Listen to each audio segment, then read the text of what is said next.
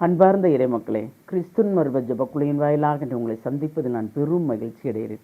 மக்களை சந்தோஷமா இருக்கீங்களா? நிறைவா இருக்கீங்களா? மகிழ்ச்சியா இருக்கீங்களா? மன அமைதியா இருக்கீங்களா? மக்களே, என் நிலையிலும் அந்த மகிழ்ச்சி மன அமைதியை விட்டு விடாமல் நம் நிறைவாக இருக்க வேண்டும். இன்று நமக்கு அவர் என்ன இறைவார்த்தை தருகிறார் பார்ப்போமா?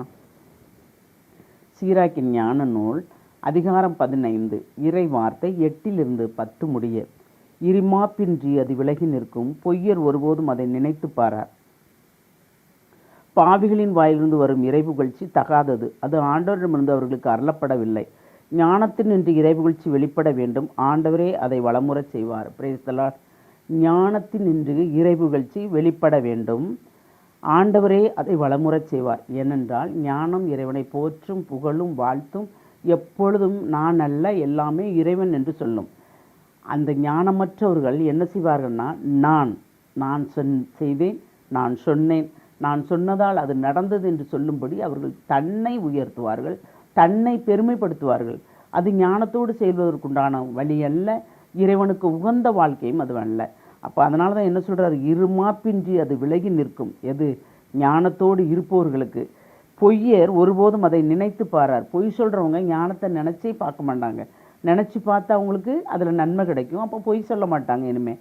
ஆனால் பொய் தானே வாழ்க்கையாக இருக்கும். அப்படி இருக்கும்போது ஞானத்தை நினச்சி பார்ப்பாங்களா? நினச்சி பார்க்க மாட்டாங்க. பாவிகளின் வாயிலிருந்து வரும் இறைபுகழ்ச்சி தகாதது. அவங்க எவ்வளவுதான் புகழ்ந்தாலும் மனம் மாறாமல், தன் பாவரிக்கை விடாமல், நான் என்ன பாவம் செய்தேன் என்று ஒவ்வொரு நொடியும் சொல்லி பாவத்துக்கு மேல் பாவம் சேர்த்து இறைவனை புகழும்போது அந்த புகழ்ச்சி இறைவனை போய் சேராது. இதுதான் நான் சொல்லலை மக்களே, இறை வார்த்தை. இது நீங்கள் திருப்பி படிக்கும்போது அது கண்டிப்பாக நமக்கு விளங்கும். அது ஆண்டவரிடம் அவர்களுக்கு அருளப்படவில்லை. யாராக இருக்கட்டுமே, நானாக இருக்கட்டும், நீங்களாக இருக்கட்டுமே, பாவத்துக்கு மேல் பாவம் செஞ்சுட்டு வெளியில் வேஷம் போட்டு நம்ம ஆண்டவருக்கு புகழ்ச்சிக்குரியதை பண்ணணும்னா அந்த அருள் ஆண்டவரிடமிருந்து வரலையாம். யார்கிட்ட இருந்து வருதுன்னு நாமளே யூகிச்சுக்கிறலாம் இல்லையா? அப்போது உண்மையும் பொய்யும் யாரிடமிருந்து வருது? உண்மை இறைவனிடமிருந்து வருது, பொய் யாரிடமிருந்து வருது? சோதிப்பவரிடமிருந்து வருது. பொய்யை மெய்யாக்கி பேசுவவர்களும் உண்டு இல்லையா? நாம் ஏன் உண்மையை பொய்யாக்க வேண்டும்?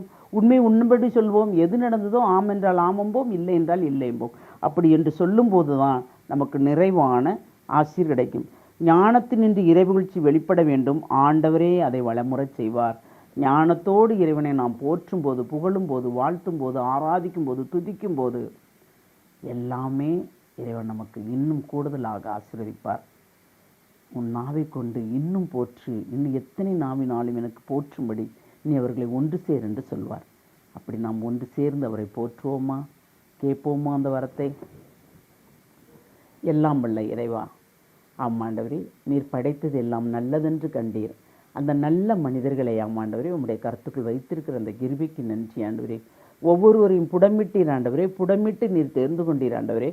உம்மோடு தேர்ந்து கொண்ட மக்கள் வழி தவறாமல் இருப்பதற்காக அவர்களை உம்மோடு கண்ணும் கருத்துக்கள் உம்முடைய கண்மணி போல் வைத்து அவர்களை பாதுகாத்து வழிநடத்துகிறீரே, அதற்கு நன்றி ஆண்டவரே. இந்த நாளை நிறைவாக ஆசீர்வதிக்கிறீரே, அதற்கு நன்றி ஆண்டவரே. ஒவ்வொரு வழியிலும் எங்களுக்கு என்னென்ன தேவை என்பதை அறிந்து அதை செய்கிறீரே, அதற்கு நன்றி ஆண்டவரே. உம்மை போற்றுவதை தவிர எங்களுக்கு வேறு ஒன்றுமே இல்லை. எப்பொழுதும் உமக்கு புகழ்ச்சிக்குரிய பாடலங்கள் பாடும்படி நீர் எங்களை ஆசீர்வதிக்க போகிற கிருபைக்கு நன்றி கூறி எங்களை முழுமையாக உம்முடைய இரக்கத்துக்குள் ஒப்புக் கொடுக்கிறோம். ஜெபம் கேட்கும் நல்ல பிதாவே, ஆமேன், ஆமேன், ஆமேன்.